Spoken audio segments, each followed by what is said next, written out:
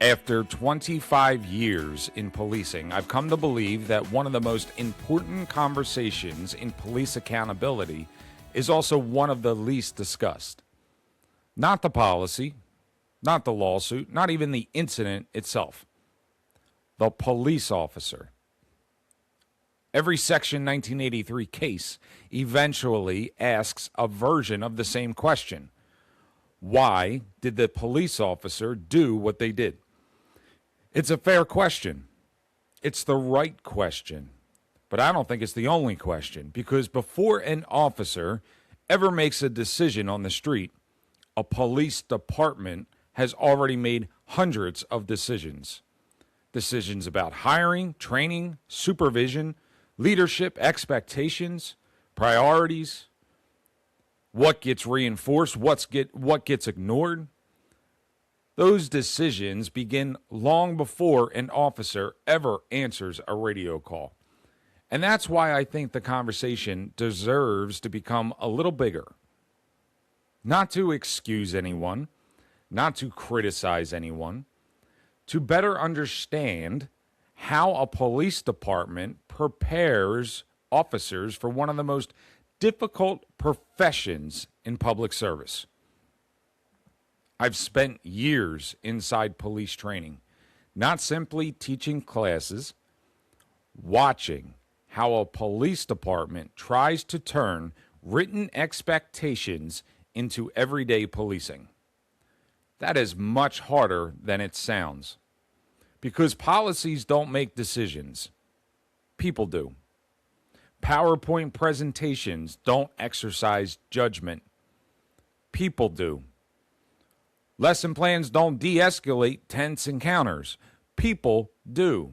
And when those people are police officers, they're expected to make lawful, constitutional, and often life-changing decisions in seconds.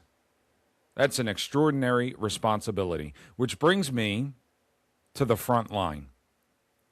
If you're a police officer listening to this, you already know that policing isn't experienced through a policy manual.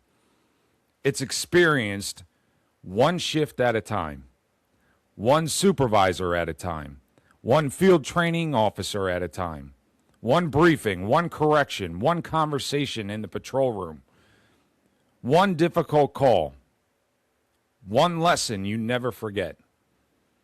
Every police officer develops through those experiences. Professional judgment is always your responsibility, but no police officer develops alone. Every officer is shaped in part by the police department they serve. Now let me speak to the attorneys and to the judges. By the time a Section 1983 case reaches your desk, everyone is focused on the incident, as they should be. The facts matter, the evidence matters, the law matters. But here's the question that has stayed with me throughout my career. What did the police department expect that officer to know before that encounter ever happened? Not what the officer remembers today, not what the department says after litigation begins. What was the department's expectation before the incident occurred? That question interests me because police departments don't simply respond to critical incidences. Every day, they are trying to prepare officers for future ones. Sometimes successfully, sometimes not. But preparation is not accidental. It's the result of decisions, leadership decisions, training decisions, supervisory decisions. Those decisions become part of the environment in which officers learn to police.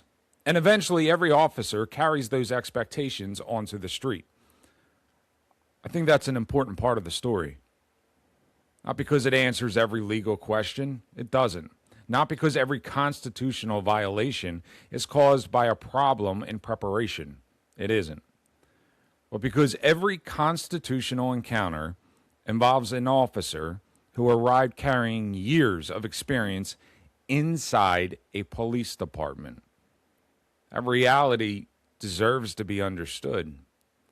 I've noticed that police accountability conversations often begin with what happened. I find myself asking something slightly different. What prepared the officer for what happened? Those are different questions. One examines an event, the other examines the path that led to it. I've come to believe that both deserve careful attention. Because somewhere between a police department's written expectation and a police officer's split second decision, there's a journey. A journey of learning, experience, coaching, correction, leadership, and professional growth. That journey is different in every police department, but it exists in every police department. Understanding that journey doesn't excuse misconduct. It doesn't diminish personal responsibility. It doesn't replace legal analysis. It simply recognizes that police officers do not arrive at a constitutional encounter untouched by the police department that prepared them. And perhaps that's where police training accountability begins. How did the police department prepare this officer for the constitutional responsibilities of the job? That's not a question for one side. It's a question for all of us. Because police officers deserve preparation that reflects the seriousness of the decisions they are expected to make. Communities deserve policing that reflects constitutional expectations. Police departments deserve to understand whether the systems they rely upon are accomplishing what they intend. And courts deserve the clearest possible understanding of how preparation and performance relate without assumption, without oversimplification, and without reducing the conversation to paperwork alone. That's the bridge that has occupied my thinking for years. Not because it leads to easy answers, but because I believe it leads to better questions. I'm Tom Loglisci. Thank you for listening to Police Praxis Audio Briefings.